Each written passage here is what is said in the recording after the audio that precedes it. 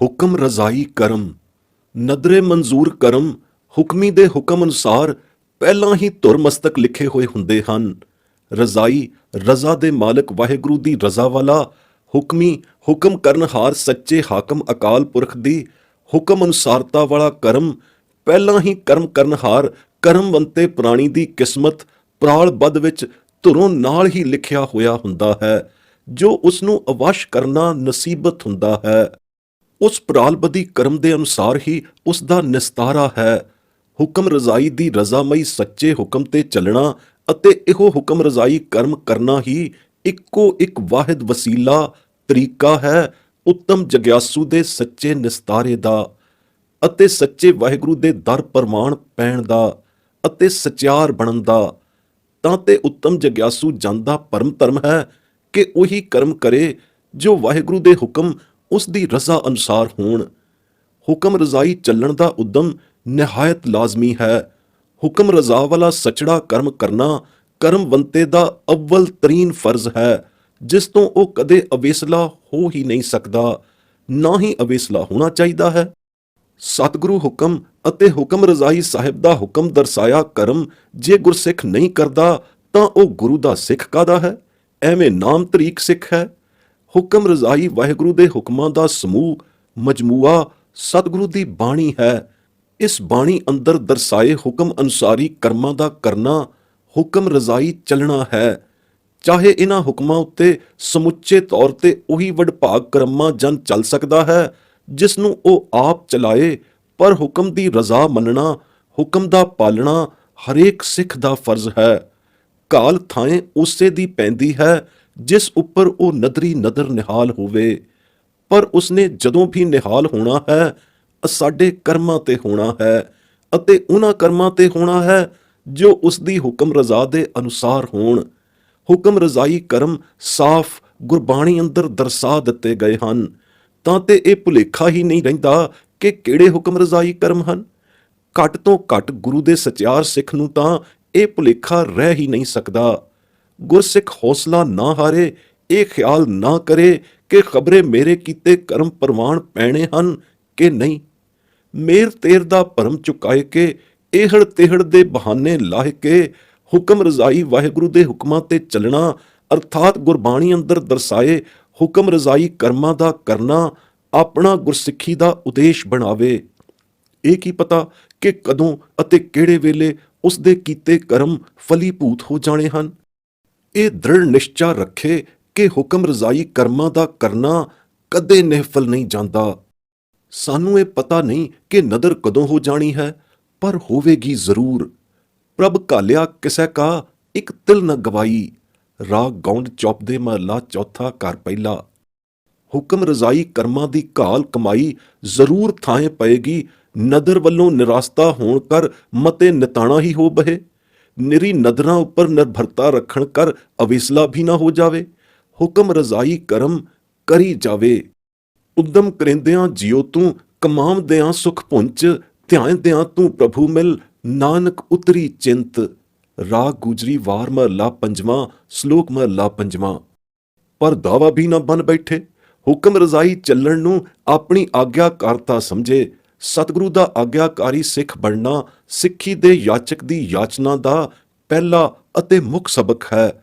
ਗੁਰਸਿੱਖੀ ਦੇ ਦੀਖਿਆਮਈ ਸਬਕ ਨੂੰ ਹੁਕਮੀ ਦਾ ਹੁਕਮ ਸਤਿਗੁਰੂ ਦਾ ਪ੍ਰਸਾਦੀ ਹੁਕਮ ਸਮਝ ਕੇ ਸਿੱਖੇ। ਇਹ ਨਿਰਾ ਹੁਕਮ ਹੀ ਨਹੀਂ, ਗੁਰੂ ਦਾ ਪ੍ਰਸਾਦ ਹੈ, ਪ੍ਰਸਾਦੀ ਦਾ ਭੋਜਨ ਅਹਿਲਾਦ ਹੈ। ਪ੍ਰਸਾਦੀ ਨੇ ਹੁਕਮ ਰਜ਼ਾਈ ਨੇ ਹੁਕਮ ਦਿੰਦੇ ਹੋਏ, ਹੁਕਮ ਦਰਸਾਉਂਦੇ ਹੋਏ ਨਾਲ ਇਹ ਵੀ ਲਿਖ ਦਿੱਤਾ ਹੈ ਕਿ ਹੁਕਮ ਰਜ਼ਾ ਉੱਤੇ ਚੱਲਣਾ ਹੈ।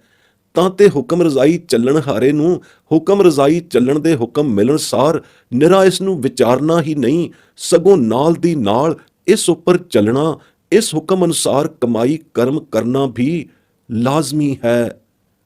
ਕਿਵ ਸਚਿਆਰਾ ਹੋਈਐ, ਕਿਵ ਕੂੜੈ ਟੁੱਟੈ ਪਾਲ, ਹੁਕਮ ਰਜ਼ਾਈ ਚੱਲਣਾ ਨਾਨਕ ਲਿਖਿਆ ਨਾਲ। ਜਪਜੀ ਸਾਹਿਬ। ਧੁਰ ਸ੍ਰਿਸ਼ਟੋਂ ਲਿਖੇ ਹੁਕਮ ਨੂੰ ਨਾਲ ਸ੍ਰਿਸ਼ਟ ਦੇ ਲਿਖੇ ਹੁਕਮ ਨੂੰ ਨਾਲ ਦੀ ਨਾਲ ਕਮਾਈ ਵਿੱਚ ਲਿਆਉਣਾ ਹੈ। ਹੁਕਮ ਮਿਲਣ ਨਾਲ ਹੀ, ਹੁਕਮ ਉਦੀਪਤ ਹੋਣ ਨਾਲ ਹੀ ਨਿਰੀ ਰਜ਼ਾ ਤੇ ਹੀ ਨਹੀਂ ਰਹਿ ਖੜੋਣਾ, ਪਰ ਹੁਕਮ ਉੱਪਰ ਚੱਲਣਾ ਹੀ ਹੈ। ਹੁਕਮ ਉੱਪਰ ਚੱਲਣਾ ਹੁਕਮ ਰਜ਼ਾ ਦਾ ਮੰਨਣਾ ਹੈ। ਹੁਕਮ ਰਜ਼ਾ ਦਾ ਰਜ਼ਾਈ ਹੋਣਾ ਹੁਕਮਾਂ ਦੀ ਕਮਾਈ ਕਰਨਹਾਰਾ ਬਣਨਾ ਹੈ, ਨਾ ਕਿ ਮੱਥੇ ਤੇ ਹੱਥ ਧਰ ਕੇ ਨਿਰਉਦਮ ਨਿਰਕਰਮਤਾ ਦਾ ਧਰਨਾ ਮਾਰ ਬੈਠਣਾ। ਉਹ ਨਿਕਰਮਣਾ ਬੰਦਾ ਹੈ ਜੋ ਕਰਮ ਨਹੀਂ ਕਮਾਉਂਦਾ, ਆਪਣੇ ਗੁਰੂ ਦਾ, ਸੱਚੇ ਸਾਹਿਬ ਸੱਚੇ ਹਾਕਮ ਦਾ ਜੋ ਹੁਕਮ ਨਹੀਂ ਮੰਨਦਾ, ਨਿਕਰਮਣੀ ਸਿੱਖ ਹੈ। ਗੁਰੂ ਕਰਤਾਰ ਦਾ ਆਗਿਆਕਾਰ ਸਿੱਖ ਨਹੀਂ ਕਹਾ ਸਕਦਾ, ਹੁਕਮੀ ਬੰਦਾ ਨਹੀਂ ਸਦਾ ਸਕਦਾ। ਇਹ ਯਾਦ ਰਹੇ ਕਿ ਬੰਦੇ ਦੇ ਹੁਕਮ ਰਜ਼ਾਈ ਕਰਮ ਕੀਤੇ ਹੀ ਥਾਂ ਪੈਂਦੇ ਹਨ। ਰਜ਼ਾਈ ਦੀ ਰਜ਼ਾ ਮੰਨਣੇ ਕਰਮ ਹੀ ਕਰਮਾਉਣੇ, ਕਮਾਈ ਅੰਦਰ ਲਿਆਉਣੇ ਫਲੀਭੂਤ ਹੁੰਦੇ ਹਨ। ਦੂਜੇ ਕਰਮ ਸਭ ਫਾਦਲ ਹੀ ਹਨ। ਫਾਦਲ ਕਰਮਾਂ ਦੀ ਫਿਲਾਸਫੀ ਵੀ ਫਜ਼ੂਲ ਫਿਲਾਸਫੀ ਹੀ ਹੈ, ਨਿਕੰਮੀ ਮਗਜ਼ ਖਪਾਈ ਹੈ, ਸੋ ਉਸ ਨਾਲ ਸਾਡਾ ਕੋਈ ਸਰੋਕਾਰ ਨਹੀਂ। ਗੁਰੂ ਕਰਤਾਰ ਗੁਸਾਈ ਸੱਚੇ ਸਾਈਂ ਹੁਕਮ ਰਜ਼ਾਈ ਦਾ ਹੁਕਮਨ ਸਿਰ ਸੱਚਾ ਅਤੇ ਸ੍ਰੇਸ਼ਟ ਸਭ ਤੋਂ ਮੁੱਖ ਹੁਕਮ ਸਿਫਤ ਸਲਾਹ ਨਾਮ ਸਿਮਰਨ ਅਭਿਆਸ ਹੈ। ਨਾਮ ਸਿਮਰਨ ਅਭਿਆਸ ਦੀ ਕਮਾਈ ਕਰਨਾ ਹੁਕਮ ਰਜ਼ਾਈ ਦੀ ਰਜ਼ਾ ਉੱਪਰ ਚੱਲਣਾ ਹੈ। ਇਸ ਸਿਫਤ ਸਲਾਹ ਰੂਪੀ ਹੁਕਮਨ ਸਿਰ ਹੁਕਮ ਨੂੰ ਕਮਾਉਣਾ ਹੀ ਗੁਰਮਤ ਅਨੁਸਾਰ ਕਰਨਯੋਗ ਸੱਚੇ ਕਰਮ ਦਾ ਕਰਨਾ ਹੈ। ਕਰਨਯੋਗ ਕਰਮ ਨੂੰ ਉਹ ਆਪਣੇ ਹੁਕਮ ਅਨੁਸਾਰ ਆਪ ਹੀ ਕਰਾਉਂਦਾ ਹੈ। ਹੁਕਮ ਹੀ ਉਸ ਦਾ ਉਸ ਦੇ ਕਰਾਉਣਯੋਗ ਕਰਮ ਨੂੰ ਕਰਨਾ ਹੈ। ਜਿਸ ਕਰਮ ਦੇ ਕਰਨ ਦਾ ਉਸ ਵੱਲੋਂ ਹੁਕਮ ਹੈ, ਉਹ ਕਰਮ ਦੇ ਕਰਨ ਕਰਾਉਣ ਹਾਰਾ ਉਹ ਆਪ ਹੈ। ਉਸ ਦੇ ਹੁਕਮ ਅੰਦਰ ਕੀਤਾ ਕਰਮ ਉਸੇ ਦਾ ਕਰਮ ਹੈ। ਗੁਰਸਿੱਖਾਂ ਨੇ ਸੋਈ ਕੰਮ ਕਰਮ ਕਰਨਾ ਹੈ ਜੋ ਆਪ ਗੁਰੂ ਕਰਤਾਰ ਕਰਾਏ, ਭਾਵੇਂ ਕਿਵੇਂ ਅਤੇ ਕਿਸੇ ਥਾਂ ਤੇ ਕਿਸੇ ਪੋਜੀਸ਼ਨ ਵਿੱਚ ਰੱਖ ਕੇ ਗੁਰਸਿੱਖਾਂ ਪਾਸੋਂ ਕਰਵਾਏ। ਜਿੱਥੇ ਰੱਖ ਕੇ ਕਰਾਏ ਸਾਈ ਭਲੀ ਜਾਏ ਹੈ। ਸੋਈ ਸਿਆਣਾ ਸਿੱਖ ਹੈ, ਸੋਈ ਪਤਵੰਤਾ ਗੁਰਸਿੱਖ ਹੈ, ਜਿਸ ਨੂੰ ਹੁਕਮ ਰਜ਼ਾਈ ਕਰਤਾਰ ਗੁਰੂ ਦਾ ਹੁਕਮ ਮੀਠਾ ਲੱਗਦਾ ਹੈ। ਗੁਰਸਿੱਖ ਹੁਕਮੀ ਬੰਦਾ ਤਾਂ ਹਰਦਮ ਆਪਣੇ ਆਪ ਨੂੰ ਉਸ ਦੇ ਇਕਤ ਹੁਕਮ ਦੇ ਧਾਗੇ ਵਿੱਚ ਪਰੋਤਾ ਜਾਣਦਾ ਹੈ। ਨਾ ਸਿਰਫ ਆਪਣੇ ਆਪ ਨੂੰ ਬਲਕਿ ਸਭਸ ਨੂੰ ਹੁਕਮੀ ਦੇ ਇਕਤ ਹੁਕਮ ਧਾਗੇ ਦੀ ਪਰੋਤ ਤੋਂ ਬਾਹਰ ਨਹੀਂ ਸਮਝਦਾ। ਐਸੇ ਹੁਕਮੀ ਬੰਦੇ ਹੁਕਮ ਰਜ਼ਾਈ ਚੱਲਣ ਹਾਰੇ ਸਿੱਖ ਗੁਰਮੁਖ ਜਨ ਨੂੰ ਆਪਣੀ ਨਦਰ ਅਨੁਸਾਰ, ਨਦਰ ਕਰਮੀ ਭਗਤ ਵਛਲਤਾ ਅਨੁਸਾਰ ਆਪਣੀ ਚਰਨੀ ਲਾਏ ਲੈਂਦਾ ਹੈ। ਜਿਸ ਹੁਕਮ ਰਜ਼ਾਈ ਚੱਲਣ ਹਾਰੇ ਹੁਕਮੇ ਅੰਦਰ ਸਿਫਤ ਸਲਾਹੀ ਅਤੁੱਟ ਕਮਾਈ ਕਰਨ ਹਾਰੇ ਨਾਮ ਅਭਿਆਸੀ ਗੁਰਸਿੱਖ ਗੁਰਮੁਖ ਜਨ ਦਾ ਸਿਫਤ ਸਲਾਹੀ ਕਮਾਈਆਂ ਕਰ ਕਰ ਹੁਕਮ ਰਜ਼ਾਈ ਰਜ਼ਾਵਾਂ ਮਨ ਮਨ ਹਿਰਦੰਤਰੀ ਊਦ ਕਮਲ ਪ੍ਰਗਾਸ ਹੋ ਗਿਆ ਹੈ, ਵਿਗਸ ਉੱਠਿਆ ਹੈ। ਤਿਸਨੇ ਸਰਬ ਥਾਈਂ ਰਮ ਰਹੇ ਜੋਤ ਜੋਤੀਸ਼ਰ ਨਿਰੰਜਨ ਦਾ ਪ੍ਰਤੱਖ ਦਰਸ਼ਨ ਕਰ ਲਿਆ ਹੈ। ਸਰਬੇ ਥਾਈਂ ਉਹ ਜੋਤ ਨਿਰੰਜਨੀ ਦਾ ਸਾਂਗੋ ਪਾਂਗ ਦੀਦਾਰਾ ਕਰਨਹਾਰਾ ਬਣਿਆ ਹੈ। ਸਾਖਸ਼ਾਤ ਦਰਸ਼ਨ ਕਰਦਾ ਹੈ। ਹਾਜ਼ਰਾ ਹਜ਼ੂਰ ਜ਼ਾਹਰਾ ਜ਼ਹੂਰ ਸਰਬੇ ਥਾਈਂ ਇੱਕੈ ਨਿਰੰਜਨ ਨੂੰ ਪੇਖਦਾ ਹੈ ਅਤੇ ਪੇਖ ਪੇਖ ਵਿਗਸਦਾ ਹੈ ਅਤੇ ਵਿਗਸ ਵਿਗਸ ਕੇ ਇਉਂ ਸਨਮੁਖ ਮਹਿਮਾ ਕਰਦਾ ਹੈ। ਸਨਮੁਖੀ ਉਸਤਤ ਉਚਰਦਾ ਹੈ। ਹੇ ਨੂਰ ਜ਼ਹੂਰੀ, ਆਪੋਂ ਜ਼ਹੂਰ ਵਿੱਚ ਆਏ ਸੱਚੇ ਸਾਹਿਬਾ, ਤੇਰੀ ਮਹਿਮਾ ਤੂੰ ਹੈ ਜਾਣੈ ਤਾਂ ਜਾਣੈ, ਆਪਣਾ ਆਪ ਤੂੰ ਆਪ ਹੀ ਪਛਾਣੈ ਤਾਂ ਪਛਾਣੈ। ਮੈਂ ਤਾਂ ਆਪੋਂ ਕੁਛ ਵੀ ਨਹੀਂ, ਨਾ ਚੀਜ਼ ਬੰਦਾ ਹਾਂ। ਤੇਰੇ ਦਰ ਘਰ ਦੇ ਉਹਨਾਂ ਸੰਤਾਂ ਤੋਂ ਬਲ ਬਲ ਜਾਂਦਾ ਹਾਂ, ਜਿਨ੍ਹਾਂ ਨੇ ਆਪਾ ਮਾਰਿਆ, ਇਉਂ ਮਾਰਿਆ ਕਿ ਮਾਰ ਕੇ ਪੀ ਸੁੱਟਿਆ। ਕਾਮ ਕ੍ਰੋਧ ਲੋਭ ਮੋਹ ਹੰਕਾਰ ਪੰਜੇ ਦੂਤ ਵੀ ਨਾਲੇ ਹੀ ਪੀ ਸਿੱਟੇ। ਹੇ ਨਿਰੰਕਾਰ, ਤੂੰ ਸਦਾ ਹੀ ਨਿਰਵੈਰ ਹੈ। ਤੇਰੇ ਸੰਤ ਵੀ ਇਸ ਨਿਰਵੈਰਤਾ ਦੀ ਮਲ ਤੋਂ ਰਹਿਤ ਨਿਰਮਲ ਹਨ, ਜਿਨ੍ਹਾਂ ਨੂੰ ਡਿਠਿਆਂ ਸਭ ਕਲਮਲ ਉਤਰ ਜਾਂਦੇ ਹਨ। ਤਿਨਾਂ ਗੁਰੂ ਘਰ ਦੇ, ਗੁਰੂ ਨਾਨਕ ਦੇ ਘਰ ਦੇ ਦਾਸਾਂ ਦਾ ਦਾਸ ਹੋ ਕੇ ਅਤੇ ਅਤ ਨਿਰਮਾਣ ਹੋ ਕੇ ਤੇਰਾ ਨਾਮ ਹੀ ਧਿਆਏ ਧਿਆਏ ਕੇ ਜੀਵਾਂ। ਸਾਰਾ ਜੀਵਨ ਨਾਮ ਅਭਿਆਸ ਕਮਾਈਆਂ ਕਰ ਕਰਕੇ ਹੀ ਬਤੀਤ ਕਰਾਂ।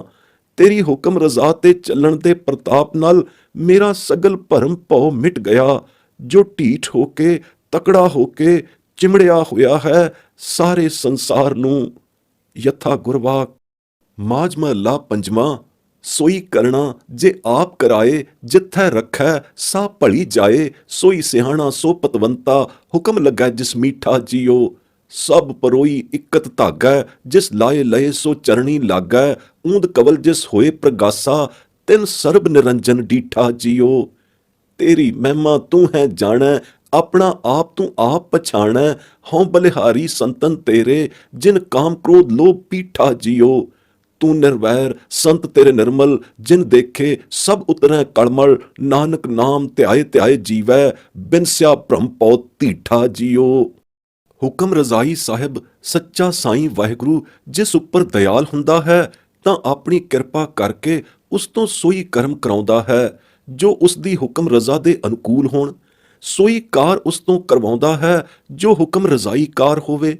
ਇਹ ਕਾਰ ਸੇਵਾ ਸੋਈ ਸੇਵਕ ਸਿੱਖ ਗੁਰਮੁਖ ਜਨ ਕਰਦਾ ਹੈ ਜਿਸ ਨੂੰ ਉਹ ਆਪਣਾ ਹੁਕਮ ਮਨਾਉਂਦਾ ਹੈ।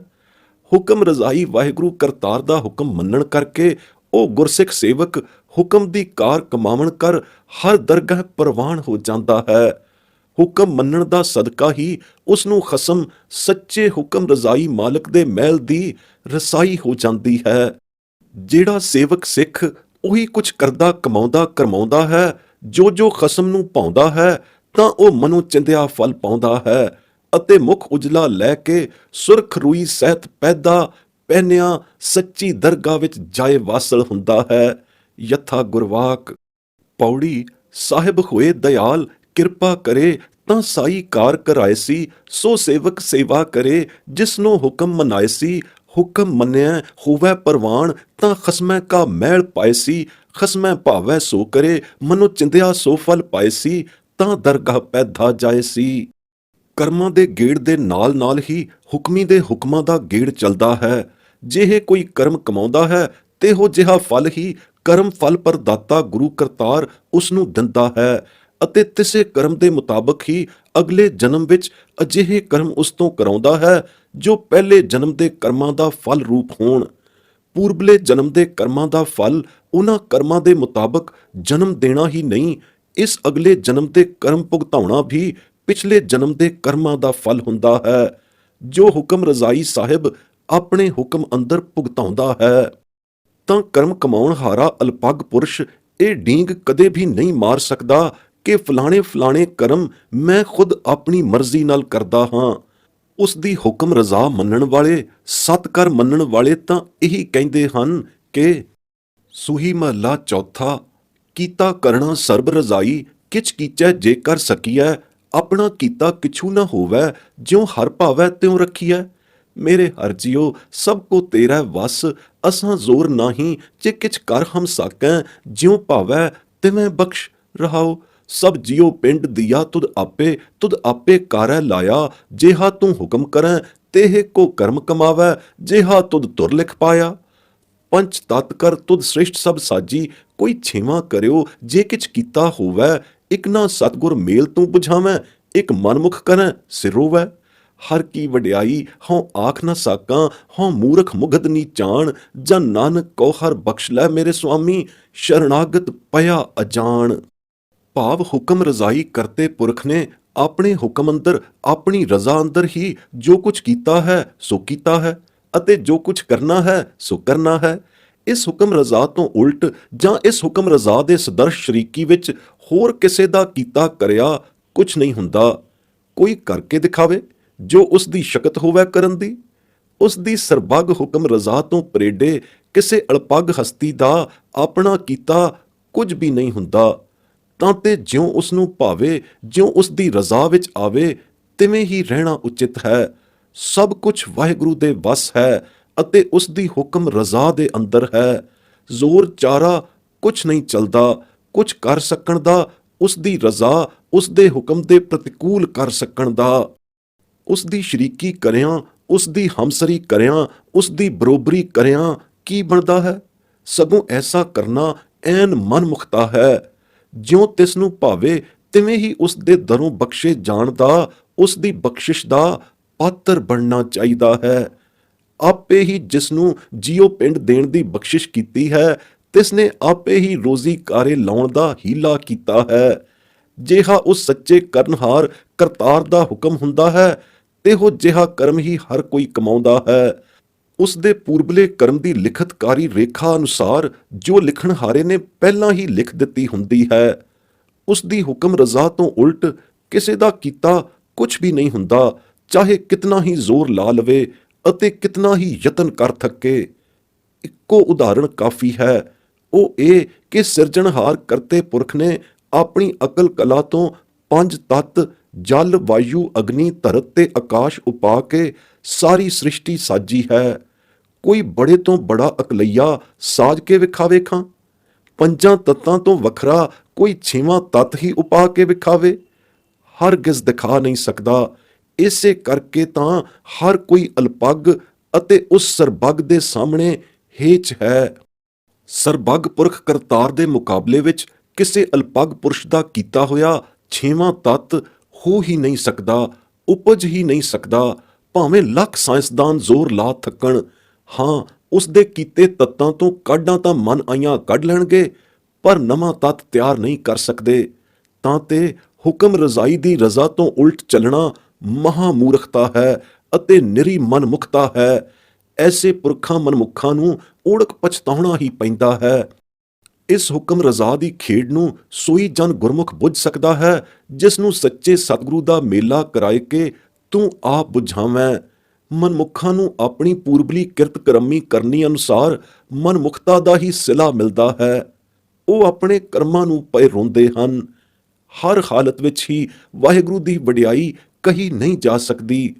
ਮੂਰਖ ਮੁਗਧ ਅਲਪਗ ਨੀ ਜਾਣਿਆ, ਨੀਵਿਆਂ ਨਿਵਾਣਿਆਂ ਬੰਦਿਆਂ ਦੀ ਉੱਥੇ ਕੀ ਪੁੱਗਣੀ ਹੈ। ਕੋਈ ਵਾਹ ਨਹੀਂ ਚੱਲਣੀ। ਗੁਰੂ ਸਾਹਿਬ ਫਰਮਾਉਂਦੇ ਹਨ, ਐਸੇ ਅਜਾਣਾਂ ਨੂੰ ਫਰਮਾਇਸ਼ ਕਰਦੇ ਹਨ ਕਿ ਆਪਣੀ ਅਜਿਹੀ ਮਨਮੁਖਤਾ ਢੀਠਤਾ ਦੀ ਭੁੱਲ ਖਿਮਾ ਮੰਗਣ ਅਤੇ ਉਸ ਦੇ ਦਰੋਂ ਬਖਸ਼ੇ ਜਾਣ ਦੀਆਂ ਲੇਲੜੀਆਂ ਕੱਢਣ। ਫੇਰ ਗੁਰੂ ਸਾਹਿਬ ਉਹਨਾਂ ਦੇ ਬਖਸ਼ੇ ਜਾਣ ਦੀ ਸ਼ਫਾਅਤ ਸਿਫਾਰਿਸ਼ ਵੀ ਕਰਨਗੇ। ਤਾਂ ਤੇ ਗੁਰਸਿੱਖਾਂ ਨੂੰ ਕਰਨਹਾਰ ਗੁਰੂ ਕਰਤਾਰ ਦੀ ਹੁਕਮ ਰਜ਼ਾ ਅੰਦਰ ਰਹਿਣਾ ਹੀ ਭਲਾ ਹੈ। ਕਰਨਹਾਰ ਜੋ ਕਰ ਰਿਹਾ ਸਾਈ ਵਡਿਆਈ, ਗੁਰ ਪੂਰੈ ਉਪਦੇਸ਼ਿਆ ਸੁਖ ਖਸਮ ਰਜ਼ਾਈ। ਬਿਲਾਵਲ ਮਹਲਾ ਪੰਜਵਾਂ। ਗੁਰੂ ਨਾਨਕ ਪੰਚੇਸ਼ ਨੇ, ਸ੍ਰੀ ਗੁਰੂ ਪੰਜਵੀਂ ਪਾਤਸ਼ਾਹੀ ਨੇ ਸ੍ਰੀ ਗੁਰੂ ਗ੍ਰੰਥ ਸਾਹਿਬ ਦੀ ਪੂਰੇ ਗੁਰ ਧੁਰ ਦਰਗਾਹੀ ਗੁਰਤੱਤਾ ਦੇ ਸਰੂਪ ਵਿੱਚ ਗੁਰਸਿੱਖਾਂ ਤਾਈਂ ਇਹੋ ਤੱਤ ਉਪਦੇਸ਼ ਦਿੱਤਾ ਹੈ ਕਿ ਕਰਨਹਾਰ ਕਰਤਾਰ ਜੋ ਕਰ ਰਿਹਾ ਹੈ ਉਸ ਵਿੱਚ ਕਿੰਤੂ ਨਹੀਂ ਕਰਨੀ। ਹੁਕਮ ਰਜ਼ਾਈ ਆਗਿਆ ਸਤ ਸਤ ਕਰ ਮੰਨਣੀ, ਮੱਥੇ ਧਰਨੀ। ਵੱਡੇ ਦੀ ਵਡਿਆਈ ਹੁਕਮ ਕਰਨ ਵਿੱਚ ਹੀ ਹੈ। ਗੁਰਸਿੱਖਾਂ ਦੀ ਸਾਦਤ ਮੰਦੀ ਖਸਮ ਦੀ ਰਜ਼ਾ ਨੂੰ ਸਤ ਸਤ ਕਰ ਮੰਨਣ ਵਿੱਚ ਹੀ ਹੈ ਅਤੇ ਇਸੇ ਵਿੱਚ ਹੀ ਸੱਚਾ ਸੁਖ ਹੈ। ਹੁਕਮ ਰਜ਼ਾਈ ਚੱਲਣ ਜੈਸਾ ਸੁਖ ਹੋਰ ਕੋਈ ਨਹੀਂ। ਸਿੱਖਾਂ ਦੀ ਸਚਿਆਰਤਾ ਹੀ ਇਹੋ ਹੈ। ਸੱਚੀ ਹੁਕਮ ਰਜ਼ਾ ਤਾਂ ਸਿਫਤ ਸਲਾਹ ਦੀ ਕਾਰ ਕਮਾਵਣੀ ਹੈ। ਅਥਾ ਨਾਮ ਅਭਿਆਸ ਕਮਾਈ ਕਰਕੇ ਜਿਨ੍ਹਾਂ ਦੇ ਹਿਰਦੇ ਅੰਦਰ ਨਿਰੰਕਾਰ ਓੰਕਾਰ ਵਾਹਿਗੁਰੂ ਵਸ ਰਸ ਗਿਆ ਹੈ ਅਤੇ ਸਰਬ ਗੁਣਾ ਸੰਪੰਨ ਸਾਚੇ ਗੁਰਮਤਿ ਵਿਵੇਕ ਵਿਚਾਰ ਤਤ ਗਿਆਨ ਦਾ ਵਿਗਾਸ ਪ੍ਰਗਾਸ ਹੋ ਗਿਆ ਹੈ, ਉਹਨਾਂ ਦੀ ਹੀ ਹੁਕਮ ਰਜ਼ਾ ਉੱਤੇ ਸੱਚੀ ਸ਼ਰਧਾ ਬੱਜੀ ਹੈ। ਉਹ ਸਦਾ ਗੁਰੂ ਕਰਤਾਰ ਦੇ ਭਾਣੇ ਅੰਦਰ ਹੀ ਕਰਮ ਕਮਾਉਂਦੇ ਹਨ ਅਤੇ ਇਸ ਸੱਚੀ ਹੁਕਮ ਰਜ਼ਾਈ ਨਾਮ ਅਭਿਆਸ ਕਮਾਈ ਦੁਆਰੇ ਸੱਚੇ ਹੁਕਮ ਰਜ਼ਾਈ ਦੇ ਹੁਕਮ ਸਰੂਪ ਵਿੱਚ ਸਮਾਉਂਦੇ ਹਨ। ਯਥਾ ਗੁਰਵਾਕ ਜਿਨ ਕੈ ਹਿਰਦੈ ਏਕੰਕਾਰ, ਸਰਬ ਗੁਣੀ ਸਾਚਾ ਵਿਚਾਰ, ਗੁਰ ਕੈ ਭਾਣੈ ਕਰਮ ਕਮਾਵੈ, ਨਾਨਕ ਸਾਚੇ ਸਾਚ ਸਮਾਵੈ। ਰਾਮ ਕਲੀ ਮਹਲਾ ਪਹਿਲਾ। ਗੁਰ ਕੈ ਭਾਣੈ ਕਰਮ ਕਮਾਵਣੇ ਹੁਕਮ ਰਜ਼ਾਈ ਕਰਮ ਕਰਨੇ ਹਨ, ਜੋ ਕਿ ਰਜ਼ਾਈ ਵਾਹਿਗੁਰੂ ਦੀ ਹੁਕਮ ਰਜ਼ਾ ਹੈ। ਉਹ ਸਤਿਗੁਰੂ ਦੀ ਬਾਣੀ ਵਿੱਚ ਅਕਾਲੀ ਹੁਕਮਾਂ ਦੁਆਰਾ ਦਰਸਾਈ ਗਈ ਹੈ। ਗੁਰੂ ਨੂੰ ਉਹੀ ਕੁਝ ਭਾਉਂਦਾ ਹੈ ਜੋ ਅਕਾਲ ਪੁਰਖ ਦਾ ਹੁਕਮ ਹੋਵੇ।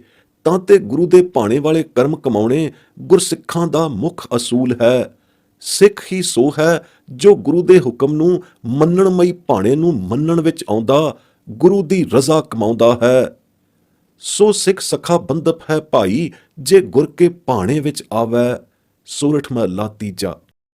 ਆਹਾ, ਭਾਣੇ ਦੀ ਕਾਰ ਸੰਬੰਧੀ ਹੁਕਮ ਰਜ਼ਾਈ ਕਰਮ ਸੰਬੰਧੀ ਕੈਸਾ ਗੁਰਵਾਕ ਸਾਹਮਣੇ ਆਇਆ ਹੈ। ਮਹਲਾ ਪੰਜਵਾਂ। ਨਾਨਕ ਨਾਮ ਧਿਆਈਐ ਗੁਰ ਪੂਰਾ ਮਤ ਦੇ, ਭਾਣੈ ਜਪ ਤਪ ਸੰਜਮੋ, ਭਾਣੈ ਹੀ ਕੱਢ ਲੇ, ਭਾਣੈ ਜੋਨ ਭਵਾਈਐ, ਭਾਣੈ ਬਖਸ਼ ਕਰੇ, ਭਾਣੈ ਦੁਖ ਸੁਖ ਭੋਗੀਐ, ਭਾਣੈ ਕਰਮ ਕਰੇ, ਭਾਣੈ ਮਿੱਟੀ ਸਾਜ ਕੈ, ਭਾਣੈ ਜੋਤ ਧਰੇ, ਭਾਣੈ ਭੋਗ ਪੁਗਾਇਂਦਾ, ਭਾਣੈ ਮਨੈ ਕਰੇ, ਭਾਣੈ ਨਰਕ ਸੁਰਗ ਅਵਤਾਰੇ, ਭਾਣੈ ਧਰਨ ਪਰੇ, ਭਾਣੈ ਹੀ ਜਿਸ ਭਗਤੀ ਲਾਏ, ਨਾਨਕ ਵਿਰਲੇ ਹੈ। ਰਾਮ ਕਲੀ ਕੀ ਵਾਰ। ਹੁਕਮ ਰਜ਼ਾਈ ਚੱਲਣ ਦੇ ਮੁਸ਼ਤਾਕ ਸਿੱਖ ਨੂੰ ਗੁਰਪੂਰਾ ਇਹ ਮਤ ਉਪਦੇਸ਼ ਦਿੰਦਾ ਹੈ ਕਿ ਨਾਮ ਧਿਆਉਣਾ ਹੀ ਪੂਰੀ ਅਤੇ ਸੱਚੀ ਹੁਕਮ ਰਜ਼ਾ ਦਾ ਮੰਨਣਾ ਹੈ। ਅਤੇ ਇਹੋ ਹੀ ਸੱਚਾ ਹੁਕਮ ਰਜ਼ਾਈ ਕਰਮ ਹੈ। ਤਾਂ ਤੇ ਗੁਰੂ ਦੀ ਰਜ਼ਾ ਦੇ ਆਗਿਆਕਾਰ ਗੁਰਸਿੱਖ ਨੂੰ ਇਹੀ ਚਾਹੀਦਾ ਹੈ ਕਿ ਨਾਮ ਧਿਆਉਣ ਵਿੱਚ ਹੀ ਹਮਾਤਨ ਹੋ ਕੇ ਜੁਟ ਜਾਵੇ। ਇਹੀ ਸਭ ਤੋਂ ਸ੍ਰੇਸ਼ਟ ਗੁਰਮਤਿ ਕਰਮ ਹੈ। ਭਾਣੇ ਦੇ ਮਾਲਕ ਵਾਹਿਗੁਰੂ ਦਾ ਹੁਕਮ ਰਜ਼ਾਈ ਭਾਣਾ ਅਟਲ ਹੈ, ਮਿਟਦਾ ਨਹੀਂ, ਗਿਣਿਆ ਮਿਣਿਆ ਹੈ, ਖੁੰਝਦਾ ਨਹੀਂ। ਆਪਣੇ ਭਾਣੇ ਅਨੁਸਾਰ ਆਪਣੀ ਹੁਕਮ ਰਜ਼ਾ ਅੰਦਰ ਹੀ ਜੀਵਾਂ ਮਨੁੱਖਾਂ ਨੂੰ ਉਹਨਾਂ ਦਾ ਕਰਮ ਵਿਧਾਤਾ ਫਲ ਪ੍ਰਦਾਤਾ ਹੋਣ ਕਰ ਪਿਛਲੇ ਕਰਮਾਂ ਦਾ ਫਲ ਭੁਗਤਾਉਂਦਾ ਹੋਇਆ ਜਪ ਤਪ ਸੰਜਮ ਆਦਿਕ ਆਨਮਤ ਕਰਮਾਂ ਵਿੱਚ ਲਾ ਛੱਡਦਾ ਹੈ ਅਤੇ ਭਾਣੇ ਅੰਦਰ ਹੀ ਉਹਨਾਂ ਨੂੰ ਉਧਰੋਂ ਕੱਢ ਲੈਂਦਾ ਹੈ।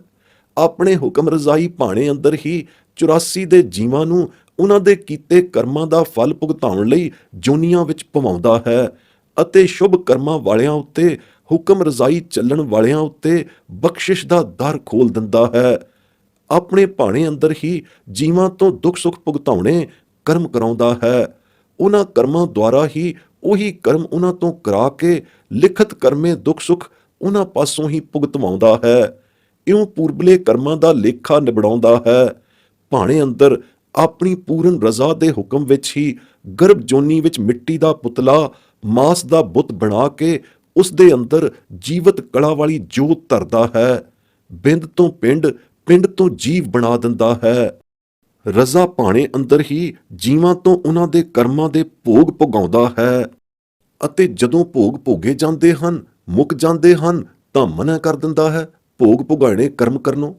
ਜੀਵਾਂ ਨੂੰ ਨਰਕਾਂ ਸੁਰਗਾਂ ਵਿੱਚ ਪਾਉਣਾ ਵੀ ਉਸ ਦੀ ਰਜ਼ਾ ਇਸ ਦੀ ਕਰਮਗਤ ਵਾਲਾ ਹੁਕਮ ਰਜ਼ਾਈ ਭਾਣਾ ਹੈ। ਆਪਣੇ ਹੁਕਮ ਰਜ਼ਾਈ ਭਾਣੇ ਅੰਦਰ ਜੀਵਾਂ ਨੂੰ ਨਰਕ ਸੁਰਗ ਉਤਾਹਾਂ ਚੜਾ ਕੇ ਫੇਰ ਧਰਤੀ ਤੇ ਲਿਆ ਪਟਕਾਉਂਦਾ ਹੈ, ਪਰੰਤੂ ਆਪਣੇ ਖਾਸੁਲ ਖਾਸ ਹੁਕਮ ਰਜ਼ਾ ਦੇ ਭਲੇ ਭਾਣੇ ਅੰਦਰ ਕਿਸੇ ਵਿਰਲੇ ਗੁਰਮੁਖ ਜਨ ਨੂੰ ਹੀ ਸਿਫਤ ਸਲਾਹੀ ਪ੍ਰੇਮਾ ਭਗਤੀ ਦੇ ਸਾਰ ਸ੍ਰੇਸ਼ਟ ਕਰਮ ਵੱਲ ਲਾਉਂਦਾ ਹੈ। ਸ੍ਰੇਸ਼ਟ ਸਰਬੋਤਮ ਕਰਮ ਸਿਫਤ ਸਲਾਹ ਰੂਪੀ ਵਾਹਿਗੁਰੂ ਦੀ ਅਨੰਨ ਨਾਮ ਭਗਤੀ ਤੋਂ ਵਾਂਝਿਆਂ ਉੱਪਰ ਵੀ ਉਸੇ ਦੀ ਹੁਕਮ ਦੀ ਕਰਮ ਰਜ਼ਾਈ ਕਲਮ ਲੇਖਣੀ ਵਗੀ ਹੋਈ ਹੈ, ਜੈਸਾ ਕਿ ਗੁਰਵਾਕ ਹੈ। ਮਹਲਾ ਪਹਿਲਾ। ਸਭੇ ਸੁਰਤੀ ਜੋਗ ਸਭ, ਸਭੇ ਬੇਦ ਪੁਰਾਣ, ਸਭੇ ਕਰਨੇ ਤਪ ਸਭ, ਸਭੇ ਗੀਤ ਗਿਆਨ, ਸਭੇ ਬੁੱਧੀ ਸੁਧ ਸਭ, ਸਭ ਤੀਰਥ ਸਭ ਥਾਨ, ਸਭ ਪਾਤਸ਼ਾਹੀਆਂ ਅਮਰ ਸਭ, ਸਭ ਖੁਸ਼ੀਆਂ ਸਭ ਖਾਨ, ਸਭੇ ਮਾਨਸ ਦੇਵ ਸਭ, ਸਭੇ ਜੋਗ ਧਿਆਨ, ਸਭੇ ਪੁਰੀਆਂ ਖੰਡ ਸਭ, ਸਭੇ ਜੀ ਜਹਾਨ, ਹੁਕਮ ਚਲਾਏ ਆਪਣਾ ਕਰਮੀ ਵਹਿ ਕਲਾਮ, ਨਾਨਕ ਸੱਚਾ ਸੱਚ ਨਾਏ, ਸੱਚ ਸਭਾ ਦੀ ਬਾਨ। ਸਾਰੰਗੀ ਵਾਰ। ਭਾਵ ਸਭੇ ਹਿੰਦੂ ਮਤ ਦੀਆਂ ਸੁਰਤੀਆਂ, ਉਪਨਿਸ਼ਦਾਂ ਅਤੇ ਸਭੇ ਜੋਗ ਸ਼ਾਸਤਰ ਅਤੇ ਸਾਰੇ ਵੇਦ ਪੁਰਾਣ ਸਣੇ ਚਾਰੇ ਵੇਦਾਂ ਦੇ ਵੇਦ ਪਾਠੀ ਅਤੇ ਸਾਰੇ 18 ਪੁਰਾਣਾਂ ਦੇ ਪੜਨਹਾਰੇ, ਸਾਰੇ ਹੀ ਆਨਮਤੀ ਤਪ ਅਤੇ ਸਭੇ ਹੀ ਤਪਾਂ ਦੇ ਕਰਨੇ ਹਾਰੇ ਤੇ ਸਭੇ ਹੀ ਗੀਤ ਸਣੇ ਗਾਇਨ ਵਿਦਿਆ ਦੇ ਗੀਤ ਗਾਵਣ ਹਾਰੇ, ਸਾਰੇ ਹੀ ਆਨਮਤ ਗਿਆਨ ਅਤੇ ਗਿਆਨਾਂ ਦੇ ਘੋਟਣ ਹਾਰੇ, ਸਭੇ ਹੀ ਬੁੱਧੀਆਂ ਅਤੇ ਬੁੱਧੀਆਂ ਦੇ ਬੁੱਧ ਫਿਲਾਸਫਰ ਅਤੇ ਸੁਧ ਗਿਆਤੇ, ਸਾਰੇ ਹੀ ਆਨਮਤੀ ਤੀਰਥ ਅਤੇ ਸਾਰੇ ਹੀ ਆਨਮਤੀ ਪੂਜਾ ਸਥਾਨ, ਸਾਰੀਆਂ ਹੀ ਮਮਲਕਤਾਂ ਤੇ ਖਾਨ ਮਲੂਕੀ ਪਾਤਸ਼ਾਹੀਆਂ ਅਤੇ ਸਾਰੇ ਹੀ ਇਹਨਾਂ ਉੱਤੇ ਅਮਰ ਹੁਕਮ ਚਲਾਉਣ ਹਾਰੇ ਉਮਰੇ ਖਾਨ ਸੁਲਤਾਨ ਅਤੇ ਸਾਰੇ ਹੀ ਐਸ਼ਾਂ ਕਰਨ ਹਾਰੇ ਅਯਾਸ਼ ਅਤੇ ਕੂੜ ਦੀਆਂ ਖੁਸ਼ੀਆਂ ਮਨਾਵਣ ਹਾਰੇ ਕੂੜੇ ਰਿਪਬਲਿਕੀ ਗੁਮਾਸ਼ਤੇ ਜਮਹੂਰੀਅਤ ਦੇ ਠੇਕੇਦਾਰ ਅਤੇ ਸਾਰੇ ਹੀ ਸ਼ਖਸੀ ਹਕੂਮਤ ਦੇ ਰਾਜੇ ਰਾਣੇ ਖਾਨ ਅਮੀਰੜੇ, ਸਾਰੇ ਹੀ ਬ੍ਰਹਮੰਡਾਂ ਦੀਪਾਂ ਲੋਆਂ ਦੇ ਵਾਸੀ ਸਮੁੱਚੇ ਨਰ ਨਾਰੀ ਮਨੁੱਖ ਅਤੇ ਸਾਰੇ ਦੇਵ ਲੋਕਾਂ ਦੇ ਸਭੇ ਦੇਵਤੇ ਅਤੇ ਸਭੇ ਜੋਗ ਧਿਆਨੀ ਜੋਗੀ ਰਿਸ਼ੀ ਮੁਨੀ ਤਪ ਤਪੀਸ਼ਰ ਧਿਆਨ ਧਿਆਨੀਸ਼ਰ, ਸਾਰੇ ਸਭੇ ਪੁਰੀਆਂ ਖੰਡ ਸਭ ਅਤੇ ਸਭੇ ਜੀ ਜਹਾਨ ਜਿਤਨੇ ਵੀ ਇਹ ਸਾਰੇ ਵਿਸਥਾਰੇ ਕਾਇਨਾਤ ਕਰ ਮਾਰੇ ਹਨ, ਇਹਨਾਂ ਸਾਰਿਆਂ ਨੂੰ ਕਰਤਾ ਪੁਰਖ ਸੱਚਾ ਪਾਤਸ਼ਾਹ ਸ਼ਹਿਨਸ਼ਾਹ ਪਰਮੇਸ਼ਰ ਪਰਮਾਤਮਾ ਆਪਣੇ ਹੁਕਮ ਅੰਦਰ ਚਲਾਉਂਦਾ ਹੈ। ਸਭਨਾਂ ਉੱਪਰ ਉਸੇ ਦਾ ਹੁਕਮ ਹੈ, ਸਭ ਨੂੰ ਆਪਣੀ ਜ਼ੇਰੇ ਕਮਾਨ ਰੱਖਦਾ ਹੈ ਅਤੇ ਸਭਨਾਂ ਉੱਤੇ ਉਸ ਦੀ ਹੁਕਮ ਹੁਕਾਮੀ ਰਜ਼ਾ ਕਲਾਮੀ ਕਰਮਾਂ ਦੀ ਕਲਮ ਵਹੀ ਹੋਈ ਹੈ। ਸਭ ਉਸ ਦੀ ਕਲਮ ਹੇਠਾਂ ਹਨ। ਗੁਰੂ ਨਾਨਕ ਸਾਹਿਬ ਫਰਮਾਉਂਦੇ ਹਨ ਕਿ ਉਹ ਸਦਾ ਸੱਚਾ ਅਕਾਲ ਪੁਰਖ ਹੈ, ਉਸ ਦਾ ਨਾਮ ਵੀ ਸੱਚਾ ਹੈ ਅਤੇ ਉਸ ਦਾ ਦੀਬਾਣੂ ਸੱਚਖੰਡੀ ਦਰਬਾਰ ਵੀ ਸੱਚਾ ਹੈ, ਜਿੱਥੇ ਸਦ ਹੀ ਸੱਚ ਨਿਉ ਨਿਬੜਦਾ ਹੈ ਅਤੇ ਸਭ ਦੇ ਕਰਮਾਂ ਦਾ ਲੇਖਾ ਨਿਬੇੜਿਆ ਜਾਂਦਾ ਹੈ। ਉਸ ਦੀ ਹੁਕਮ ਰਜ਼ਾ ਤੋਂ ਕੋਈ ਵੀ ਬਾਹਰ ਨਹੀਂ, ਇੱਕ ਤਿਨਕਾ ਵੀ ਬਾਹਰ ਨਹੀਂ। ਉਸ ਦੇ ਹੁਕਮ ਬਿਨਾਂ ਪੱਤਾ ਨਹੀਂ ਹਿਲ ਸਕਦਾ। ਉਸ ਦੀ ਰਜ਼ਾ ਬਾਹਰਾ ਕਿਸੇ ਦਾ ਚਾਰਾ ਨਹੀਂ ਚੱਲ ਸਕਦਾ। ਹੁਕਮ ਰਜ਼ਾ ਦੀ ਖੇਡ ਅਗਲੇ ਗੁਰਪਰਮਾਣ ਵਿੱਚ ਏਦੋਂ ਵੀ ਅਦਭੁਤ ਦਰਸਾਈ ਗਈ ਹੈ। ਸ਼ਲੋਕ ਮਹਲਾ ਦੂਜਾ। ਕਥਾ ਕਹਾਣੀ ਬੇਦੀ ਆਣੀ, ਪਾਪ ਪੁੰਨ ਵਿਚਾਰ, ਦੇ ਦੇ ਲੈਣਾ ਲੈ ਲੈ ਦੇਣਾ, ਨਰਕ ਸੁਰਗ ਅਵਤਾਰ, ਉੱਤਮ ਮੱਧਮ ਜਾਤੀ ਜਿਨਸੀ, ਭਰਮ ਭਵੈ ਸੰਸਾਰ। ਅੰਮ੍ਰਿਤ ਬਾਣੀ ਤਤ ਵਖਾਣੀ, ਗਿਆਨ ਧਿਆਨ ਵਿੱਚ ਆਈ, ਗੁਰਮੁਖ ਆਖੀ ਗੁਰਮੁਖ ਜਾਤੀ, ਸੁਰਤੀ ਕਰਮ ਧਿਆਈ। ਹੁਕਮ ਸਾਜ ਹੁਕਮੈ ਵਿੱਚ ਰੱਖੈ, ਹੁਕਮੈ ਅੰਦਰ ਵੇਖੈ, ਨਾਨਕ ਅੱਗੋਂ ਹਉਮੈ ਟੁੱਟੈ, ਤਾਂ ਕੋ ਲਿਖੀਐ ਲੇਖੈ। ਸਾਰੰਗੀ ਵਾਰ। ਵਿਆਖਿਆ। ਆਪਣਾ ਹੁਕਮ ਸਾਜ ਕੇ ਹੁਕਮੀ ਪਾਤਸ਼ਾਹ, ਸਾਰੀ ਸ੍ਰਿਸ਼ਟੀ ਦੇ ਮਾਲਕ, ਸ਼ਹਿਨਸ਼ਾਹ ਅਕਾਲ ਮੂਰਤ ਕਰਤੇ ਪੁਰਖ ਨੇ ਸਭਨਾਂ ਨੂੰ ਅਤੇ ਸਭ ਕੁਝ ਨੂੰ ਆਪਣੇ ਹੁਕਮ ਅੰਦਰ ਰੱਖਿਆ ਹੋਇਆ ਹੈ। ਜੀਵਾਂ ਦੇ ਕਰਮਾਂ ਅਨੁਸਾਰ, ਆਪਣੀ ਹੁਕਮ ਰਜ਼ਾਈ ਨੇਤ ਅਨੁਸਾਰ ਜਿਤ ਜਿਤ ਚਾਹਿਆ ਹੈ ਤਿਤ ਤਿਤ ਜੀਵਾਂ ਨੂੰ ਲਾਇਆ ਹੈ। ਜਿਨ੍ਹਾਂ ਅਪਾਤਰਾਂ ਨੂੰ ਇਤਕ ਕਰਮਾਂ ਵਿੱਚ ਲਾਉਣਾ, ਭਰਮ ਭੁਲਾਉਣਾ ਹੁੰਦਾ ਹੈ, ਤਿਨਾਂ ਖਰੜ ਗਿਆਨ ਦੇ ਘੁਮੰਡੀਆਂ ਨੂੰ ਵੇਦ ਪਾਠੀ ਹੋਣ ਦਾ ਅਭਿਮਾਨੀ ਬਣਾ ਦਿੰਦਾ ਹੈ ਅਤੇ ਉਹਨਾਂ ਨੂੰ ਘਣੇ ਅਗਿਆਨ ਦੇ ਗੇੜ ਵਿੱਚ ਹੀ ਘੁਮਾ ਦਿੰਦਾ ਹੈ, ਕਿਉਂਕਿ ਵੇਦਾਂ ਵਿੱਚ ਨਿਰੀਆਂ ਪਾਪ ਪੁੰਨ ਦੀਆਂ ਕਥਾ ਕਹਾਣੀਆਂ ਹੀ ਹਨ, ਹੋਰ ਉਹਨਾਂ ਵਿੱਚ ਕੁਝ ਨਹੀਂ ਧਰਿਆ ਪਿਆ। ਕਰਮਹੀਣੇ ਕਰਮ ਅਭਿਮਾਨੀ ਅਗਿਆਨੀ ਵੇਦ ਦੀਆਂ ਕਥਾ ਕਹਾਣੀਆਂ ਵਿੱਚ ਹੀ ਉਲਝ ਜਾਂਦੇ ਹਨ। ਅਸਲ 'ਚ ਇਹਨਾਂ ਫੋਕਟ ਕਥਾ ਕਹਾਣੀਆਂ ਦਾ ਰਿਵਾਜ਼ ਵੇਦਾਂ ਨੇ ਹੀ ਆਣਿਆ ਹੈ। ਕਥਾ ਕਥੋਲੇ ਵੇਦ ਬਣਾਉਤਿਆਂ ਤੋਂ ਹੀ ਲਿਆਂਦਾ ਹੈ। ਵੇਦਾਂ ਦੀ ਇਸ ਪਾਪ ਪੁੰਨ ਵਿਚਾਰੀ ਕਥਾ ਵਿੱਚ ਉਰਝ ਕੇ ਉਹ ਅੱਧ ਵਾਟੇ ਹੀ ਰਹਿ ਜਾਂਦੇ ਹਨ। ਪਰਮਾਰਥੀ ਅਧਿਆਤਮ ਗਿਆਨ ਦਾ ਉੱਥੇ ਵੇਦਾਂ ਵਿੱਚ ਮੁਸ਼ਕ ਵੀ ਨਹੀਂ, ਐਵੇਂ ਕਥੋਲੀਆਂ ਹੀ ਹਨ। ਦੇ ਦੇ ਲੈਣਾ ਅਤੇ ਲੈ ਲੈ ਦੇਣ ਦੇ ਪਾਪ ਪੁੰਨ ਦਾ ਰੇੜਕਾ ਵੇਦਾਂ ਦੀ ਵਿਚਾਰ ਕਥਾ ਵਿੱਚ ਪਿਆ ਰਹਿੰਦਾ ਹੈ। ਪਾਪੀ ਪੁੰਨੀ ਬਣ ਕੇ ਕੋਈ ਨਰਕ ਵਿੱਚ ਜਾ ਪੈਂਦਾ ਹੈ, ਕੋਈ ਸੁਰਗ ਵਿੱਚ ਜਾ ਢਹਿੰਦਾ ਹੈ, ਫੇਰ ਥੱਲੇ ਜਾ ਡਿੱਗਦਾ ਹੈ। ਸਾਰਾ ਸੰਸਾਰ ਹੀ ਆਮ ਤੌਰ ਤੇ ਅਤੇ ਹਿੰਦ ਵਹਿਣ ਮਹਾਸ਼ਾ ਭੇਡਾਚਾਰ ਖਾਸ ਤੌਰ ਤੇ ਇਸੇ ਵਹਿਣ ਵਿੱਚ ਹੀ ਰੁੜਿਆ ਚਲਿਆ ਜਾ ਰਿਹਾ ਹੈ। ਉੱਤਮ ਮੱਧਮ ਊਚ ਨੀਚ ਜਾਤੀਆਂ ਜਿਨਸਾਂ ਦੇ ਭਰਮ ਭੇਦ ਵਿੱਚ ਫਸਿਆ ਹੋਇਆ 84 ਦੇ ਗੇੜ ਵਿੱਚ ਭਟਕਦਾ ਰਹਿੰਦਾ ਹੈ। ਜੁਗਾਂ ਤੋਂ ਭਟਕਦਾ ਭਰਮ ਦਾ ਚੜਿਆ ਆਉਂਦਾ ਹੈ। ਇਸ ਖਲ ਜਗਣ ਤੋਂ ਕੱਢਣ ਲਈ ਜੀਵਾਂ ਤੇ ਤਰਸ ਖਾ ਕੇ ਅਕਾਲ ਪੁਰਖ ਨੇ ਗੁਰੂ ਸਾਹਿਬਾਨ ਦੀ ਬਸੀਠਤਾ ਵਿੱਚ ਅੰਮ੍ਰਿਤ ਬਾਣੀ ਗੁਰਬਾਣੀ ਧੁਰੋਂ ਆਪਣੀ ਨਿਜ ਦਰਗਾਹੋਂ ਭੇਜੀ। ਇਹ ਗੁਰਬਾਣੀ ਨਿਰੀ ਖਾਲਸ ਤੱਤੋ ਤਤ ਵਖਾਣੀ ਅੰਮ੍ਰਿਤ ਬਾਣੀ ਹੈ, ਜੋ ਕੇਵਲ ਗੁਰਮੁਖਾਂ ਦੇ ਗਿਆਨ ਧਿਆਨ ਵਿੱਚ ਆਉਣ ਗੋਚਰੀ ਹੈ। ਅਕਾਲ ਪੁਰਖ ਦੇ ਸੱਚੇ ਗਿਆਨ ਦੀ ਲਕਸ਼ਕ ਲਖਾਇਕ ਹੈ ਤਾਂ ਕੇਵਲ ਗੁਰਬਾਣੀ ਹੀ ਹੈ। ਅਦ੍ਰਿਸ਼ਟ ਅਗੋਚਰ ਪਾਰ ਬ੍ਰਹਮ ਪਰਮੇਸ਼ਰ ਨਾਲ ਧਿਆਨ, ਸੱਚਾ ਰਸ ਜੋਤ ਗਿਆਨ ਗਮਨੇਸ਼ਰੀ ਧਿਆਨ ਜੋੜਨ ਜੁੜਾਉਣ ਹਾਰੀ ਬਾਣੀ ਹੈ ਤਾਂ ਕੇਵਲ ਗੁਰਬਾਣੀ ਹੀ ਹੈ। ਅੰਮ੍ਰਿਤ ਕਲਾ ਵਰਤਾ ਕੇ ਕਲਯੁਗੀ ਜੀਵਾਂ ਨੂੰ ਅਮਰ ਕਰਾਉਣ ਹਾਰੀ ਬਾਣੀ ਹੈ ਤਾਂ ਇਹੋ ਗੁਰਬਾਣੀ ਹੈ। ਹਾਂ ਜੀ, ਇਹ ਅੰਮ੍ਰਿਤ ਦ੍ਰਿਸ਼ਟੇ ਅੰਮ੍ਰਿਤ ਤੱਤ ਵੇਤੇ ਗੁਰਮੁਖਾਂ ਦੇ ਗਿਆਨ ਧਿਆਨ ਵਿੱਚ ਹੀ ਆਈ ਹੈ। ਗੁਰਮੁਖਾਂ ਦੇ ਮੁਖਾਂ ਤੋਂ ਹੀ ਆਖੀ ਭਾਖੀ ਸੋਭਦੀ ਹੈ। ਵਾਸਤਵ ਵਿੱਚ ਗੁਰਬਾਣੀ ਨੂੰ ਆਖਣ ਭਾਖਣ ਉਚਾਰਨ ਦੀ ਸਹੀ ਸਮਝ ਗੁਰਮੁਖਾਂ ਗੁਰੂ ਵਰੋਸਾਏ ਗੁਰੂ ਘਰ ਦੇ ਗੁਰਬਾਣੀ ਦੇ ਭਗਤ ਜਨਾਂ ਨੂੰ ਹੀ ਆਈ ਹੈ। ਇਸ ਅੰਮ੍ਰਿਤ ਰੂਪ ਬਾਣੀ ਵਿੱਚ ਪਾਰਸ ਰਸਾਇਣੀ ਅੰਮ੍ਰਿਤ ਕਲਾ ਹੈ। ਇਸ ਦੇ ਉਚਾਰਨ ਮਾਤਰ ਵਿੱਚ ਹੀ ਮਹਾ ਆਨੰਦ ਹੈ, ਅਦੁੱਤੀ ਆਨੰਦ ਹੈ, ਅਸਚਰਜ ਆਨੰਦ ਹੈ, ਚੋਜ ਬਿਨੋਦੀ ਆਨੰਦ ਹੈ।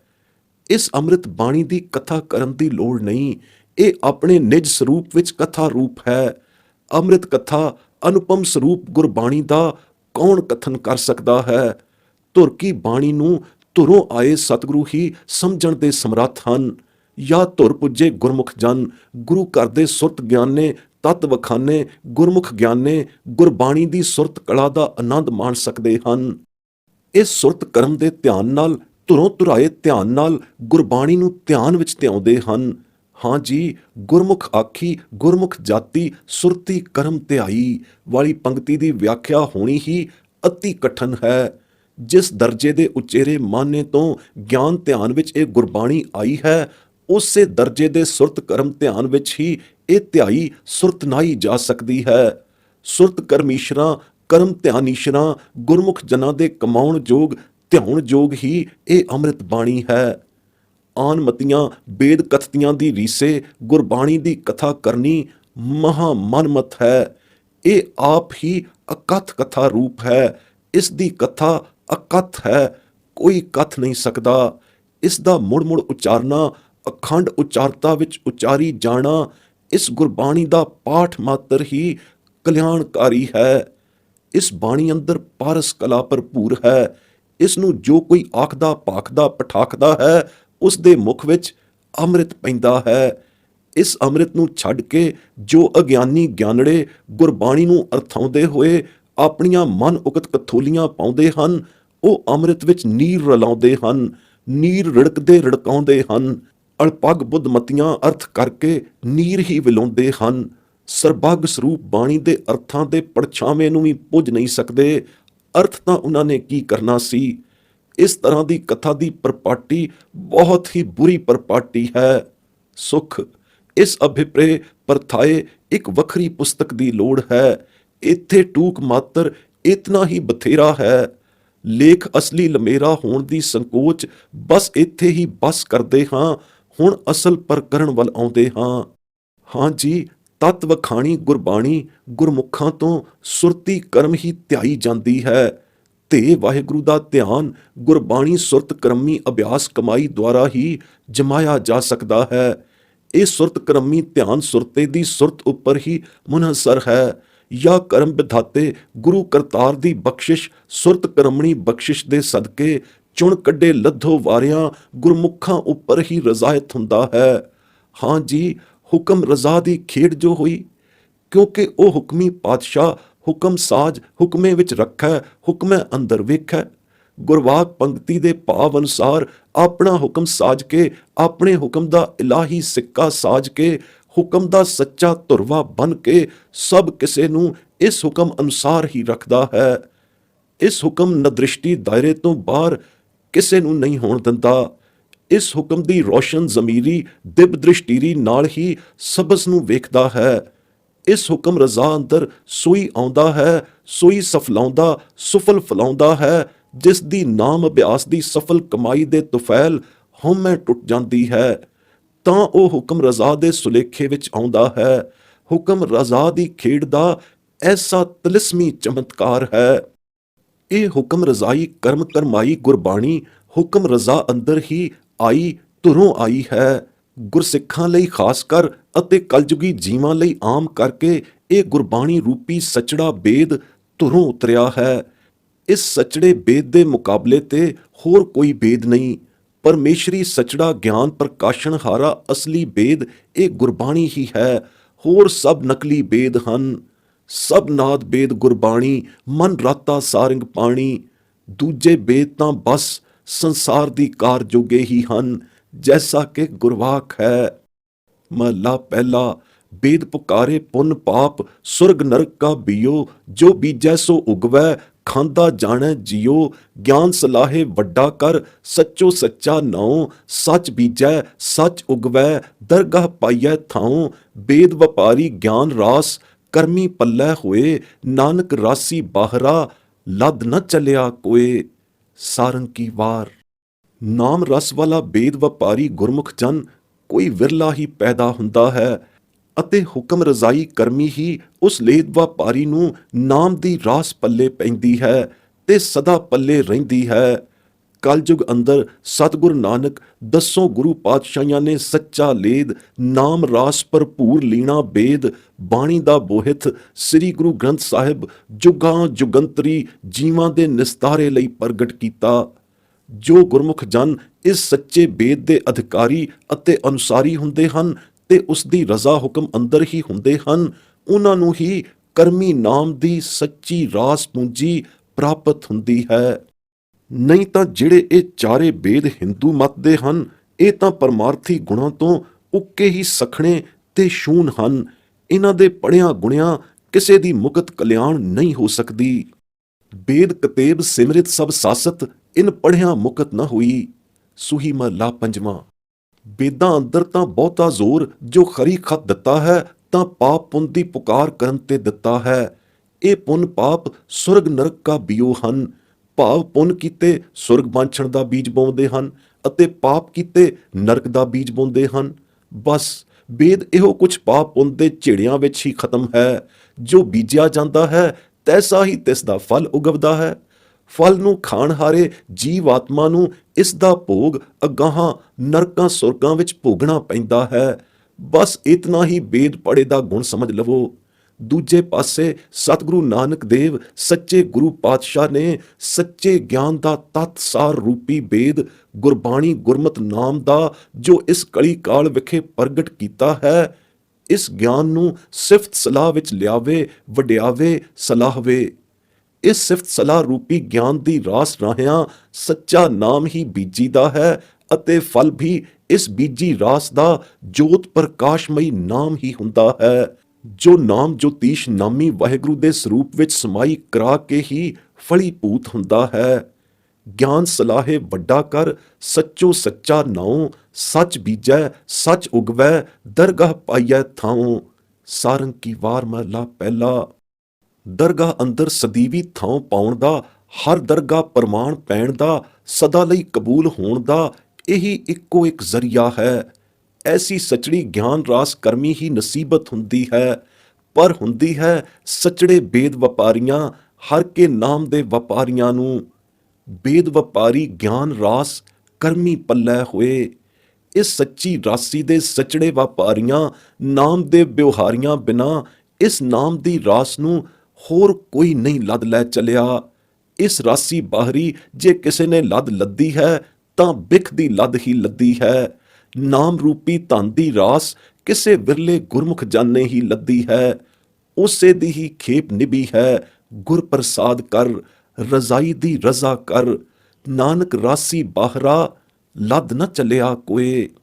ਜੋ ਲੋਕ ਲੋਭ ਮੋਹ ਦੇ ਬੰਨੇ ਹੋਏ ਹਉਮੈ ਕਰਮ ਕਮਾਉਂਦੇ ਹਨ, ਹਉਮੈ ਦੇ ਅਧੀਨ ਹੋ ਕੇ ਕਰਮ ਕਮਾਉਂਦੇ ਹਨ, ਉਹਨਾਂ ਨੂੰ ਕਰਮ ਵਿਧਾਤੇ ਵੱਲੋਂ ਇਹੋ ਕਰਮ ਫਲ ਮਿਲਦਾ ਹੈ ਕਿ ਉਹ 84 ਦੇ ਗੇੜ ਵਿੱਚ ਜਾਏ ਪੈਂਦੇ ਹਨ, ਜਿੱਥੋਂ ਉਹਨਾਂ ਦੇ ਆਵਣ ਜਾਵਣ ਦੀ ਫੇਰੀ ਕਦੇ ਨਹੀਂ ਚੁੱਕਦੀ। ਉਹ ਮੁੜ ਮੁੜ ਫੇਰੀ ਵਿੱਚ ਪੈਣ ਵਾਲੇ ਹੀ ਹਉਮੈ ਕਰਮ ਕਮਾਉਂਦੇ ਹਨ। ਇਹ ਕਰਮ ਉਹ ਰੱਬੀ ਹੁਕਮ ਰਜ਼ਾਈ ਪ੍ਰੇਰਨਾ ਦੁਆਰਾ ਪੂਰਬਲੇ ਕਰਮਾਂ ਦੀ ਸਜ਼ਾ ਭੁਗਤਣ ਹਿਤ ਕਰਦੇ ਹਨ। ਜਿਉਂ ਸਜ਼ਾਈ ਜਜ਼ਾਈ ਕਰਮ ਵੱਧਦੇ ਜਾਂਦੇ ਹਨ, ਤਿਉਂ-ਤਿਉਂ ਉਹਨਾਂ ਦੀ ਹਉਮੈ ਹੋਰ ਵੱਧਦੀ ਜਾਂਦੀ ਹੈ। ਵੱਧਦੀ ਹਉਮੈ ਦੇ ਅਧੀਨ ਹੀ ਉਹ 84 ਦੇ ਗੇੜ ਵਿੱਚ ਪੈਣ ਵਾਲੇ ਕਰਮ ਹੋਰ ਵਧੇਰੇ ਕਰਦੇ ਹਨ। ਪ੍ਰਾਰਬਧੀ ਰਜ਼ਾ ਰਜ਼ਵੀ ਦੀ ਕਰਾਉਂਦੀ ਹੈ, ਸਜ਼ਾ ਜਜ਼ਾ ਜਜ਼ਬਾਉਂਦੀ ਸਜ਼ਬਾਉਂਦੀ ਹੈ। ਇਹ ਜਜ਼ਾ ਜਜ਼ਮਣੀ ਸਜ਼ਾ ਸਜ਼ਮਣੀ ਕਰਮ ਹੁਕਮ ਰਜ਼ਾਣੀ ਦੀ ਹੁਕਮ ਰਜ਼ਾ ਅੰਦਰ ਹੀ ਕੀਤੇ ਜਾਂਦੇ ਹਨ। ਸਜ਼ਾ ਜਜ਼ਾ ਭੁਗਤਾਨ ਹਾਰਿਆਂ ਤੋਂ ਆਪ ਕਰਤਾ ਉਹਨਾਂ ਤੋਂ ਕਰਾਉਂਦਾ ਹੈ। ਇਸ ਕਰਮ ਕਰਾਵਣ ਵਿੱਚ ਕਰਤੇ ਨੂੰ ਜੋ ਗੱਲ ਸੁਖਾਉਂਦੀ ਚੰਗਿਆਉਂਦੀ ਹੈ, ਸਾਈ ਗੱਲ ਚੰਗੇਰੀ ਹੈ। ਯਥਾ ਗੁਰਵਾਕ। ਬਹੁ ਕਰਮ ਕਮਾਵੈ ਲੋਭ ਮੋਹ ਵਿਆਪੇ, ਹਉਮੈ ਕਦੇ ਨ ਚੂਕੇ ਫੇਰੀ। ਨਾਨਕ ਆਪ ਕਰਾਏ ਕਰਤਾ ਜੋ ਤਿਸ ਭਾਵੈ, ਸਾਈ ਗੱਲ ਚੰਗੇਰੀ। ਸਾਰੰਗੀ ਵਾਰ ਮਹਲਾ ਤੀਜਾ। ਪ੍ਰਭੂ ਕਰਤੇ ਪੁਰਖ ਦੇ ਜਿਤਨੇ ਵੀ ਜੀ ਜੰਤ ਕੀਤੇ ਹੋਏ ਹਨ, ਸਭਨਾਂ ਦੇ ਸਿਰ ਕਿਸੇ ਨਾ ਕਿਸੇ ਕਰਮ ਦੀ ਕਾਰ ਕਰਨੀ ਲਿਖੀ ਹੋਈ ਹੁੰਦੀ ਹੈ। ਉਹ ਇਹ ਕਰਮ ਕਾਰ ਲਿਖਾ ਕੇ ਹੀ ਆਉਂਦੇ ਹਨ। ਆਪਣੇ ਸਿਰ ਮਸਤਕ ਪੇਸ਼ਾਨੀ ਤੇ ਧੁਰੋਂ ਲਿਖਾ ਕੇ ਆਉਂਦੇ ਹਨ। ਹਰ ਜਨਾਂ ਦੇ ਲਿਖਤ ਰਜ਼ਾਈ ਕਰਮ ਦਾ ਇਹ ਵਾਧਾ ਹੁੰਦਾ ਹੈ ਕਿ ਉਹਨਾਂ ਨੂੰ ਹਰ ਜਨਾਂ ਨੂੰ ਵਾਹਿਗੁਰੂ ਇਹ ਵਡਾਈ ਬਖਸ਼ਦਾ ਹੈ ਕਿ ਤਿਨਾਂ ਨੂੰ ਹਰ ਕਾਰੈ ਲਾ ਦਿੰਦਾ ਹੈ। ਨਾਮ ਜਪਣ ਦੀ ਸੱਚੜੀ ਕਾਰ ਵਿੱਚ ਲਾ ਦਿੰਦਾ ਹੈ। ਸਤਿਗੁਰੂ ਦੇ ਚਰਨੀ ਜਾ ਪੈਂਦੇ ਹਨ। ਫਿਰ ਗੁਰੂ ਦੁਆਰਿਓਂ ਉਹਨਾਂ ਨੂੰ ਨਾਮ ਮਿਲਦਾ ਹੈ। ਗੁਰ ਪ੍ਰਸਾਦ ਕਰ ਪੰਜਾਂ ਪਿਆਰਿਆਂ ਦੀ ਦਿੱਤੀ ਨਾਮ ਗੁੜਤੀ ਫਲੀਭੂਤ ਹੋ ਜਾਂਦੀ ਹੈ। ਨਾਮ ਅਭਿਆਸ ਦ੍ਰਿੜ ਹੋ ਜਾਂਦਾ ਹੈ। ਇਸ ਦ੍ਰਿੜਤਾ ਦੇ ਸਹਾਰੇ ਨਾਮ ਜਪਦਾ ਜਪਦਾ ਹਰ ਜਨ ਸੰਸਾਰ ਭਉਜਲ ਤੋਂ ਪਾਰ ਲੰਘ ਜਾਂਦਾ ਹੈ। ਯਥਾ ਗੁਰਵਾਕ। ਜਿਤਨੇ ਜੀ ਜੰਤ ਪ੍ਰਭ ਕੀਨੇ, ਤਿਤਨੇ ਸਿਰ ਕਾਰ ਲਿਖਾਵੈ। ਹਰ ਜਨ ਕਉ ਹਰ ਦੀਨ ਵਡਾਈ, ਹਰ ਜਨ ਹਰ ਕਾਰੈ ਲਾਵੈ। ਸਤਿਗੁਰ ਹਰ ਹਰ ਨਾਮ ਦ੍ਰਿੜਾਵੈ, ਹਰ ਬੋਲੋ ਗੁਰ ਕੇ ਸਿੱਖ ਮੇਰੇ ਭਾਈ। ਹਰ ਭਉਜਲ ਜਗਤ ਤਰਾਵੈ। ਰਹਾਉ। ਮੱਲਾਰ ਮਹਲਾ ਚੌਥਾ। ਸਤਿਗੁਰੂ ਸੱਚਾ ਪਾਤਸ਼ਾਹ ਗੁਰੂ ਨਾਨਕ ਆਪਣਿਆਂ 10 ਜਾਮਿਆਂ ਵਿੱਚ ਸਾਰੇ ਜਗਤ ਨੂੰ ਭਵਜਲੋਂ ਤਰਾਉਣ ਪਾਰ ਲੰਘਾਉਣ ਲਈ ਹੀ ਆਇਆ ਹੈ ਅਤੇ ਇਸੇ ਕਾਰਨ ਜਗਤ ਨੂੰ ਭਵਜਲੋਂ ਤਾਰਨ ਦੇ ਕਾਰਨ ਹੀ ਸ੍ਰੀ ਗੁਰੂ ਗ੍ਰੰਥ ਸਾਹਿਬ ਦੇ ਜੁਗ ਜੁਗ ਸਦਾ ਸਦ ਅਟਲ ਗੁਰੂ ਥਾਪੇ ਜਾਣ ਦਾ ਧੁਰਵਾ ਬਣਿਆ ਹੈ। ਜਿਉਂ-ਜਿਉਂ ਹੁਕਮ ਰਜ਼ਾਈ ਪਾਤਸ਼ਾਹ ਦੀ ਹੁਕਮ ਰਜ਼ਾ ਜਿਸ ਉੱਤੇ ਹੁੰਦੀ ਹੈ, ਤਿਉਂ-ਤਿਉਂ ਤਿਸ ਦਾ ਨਿਸਤਾਰਾ ਬਾਹਰੋਂ ਹੁੰਦਾ ਹੈ। ਕਰਮਾਂ ਅਨੁਸਾਰ ਜਿਉਂ-ਜਿਉਂ ਵਾਰੀ ਆਉਂਦੀ ਹੈ, ਤਿਉਂ-ਤਿਉਂ ਹੁਕਮ ਰਜ਼ਾਈ ਦੀ ਰਜ਼ਾ ਅੰਦਰ ਨਿਸਤਾਰਾ ਹੋਣ ਵਿੱਚ ਬਿਲਮ ਨਹੀਂ ਲੱਗਦੀ।